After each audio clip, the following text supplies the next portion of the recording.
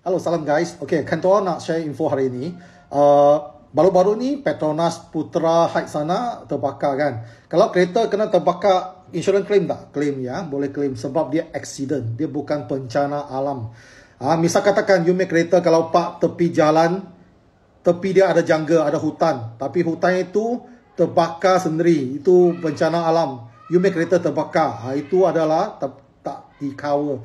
Kecuali you ada beli insurans cover bencana alam. Okey, sekarang nak beli insurans cover bencana alam, dia bukan mahal macam dulu lah. Sebab ramai sudah beli. Sekarang ada earthquake dekat Myanmar, Thailand. Kalau you make kereta kena itu building atau itu angin kuat, itu pokok, kena you make kereta rosak, semua boleh ke bencana alam. Kena lightning pun boleh.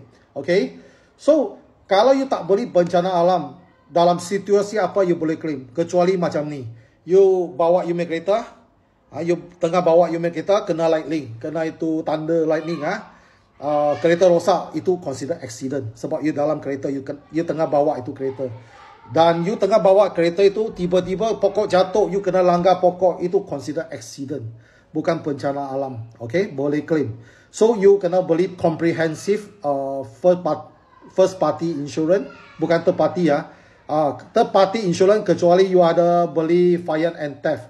Kalau terbakar kan macam Petronas case tadi kan, you third party tapi ada beli fire and theft baru boleh cover. Okay, so bencana alam ini dia boleh cover banjir, earthquake, gempa bumi, lightning, pokok jatuh. So sekarang cover tak mahal lah. Banyak insurans sudah ada cover ini bencana alam. You boleh minta you punya insurance agent. Tak silap saya, dia anggaran agak dalam 0.2%.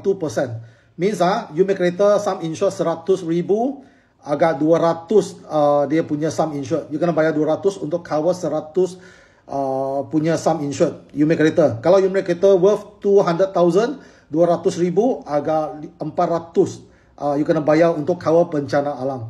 So I hope you like the video. Jumpa lagi. Bye.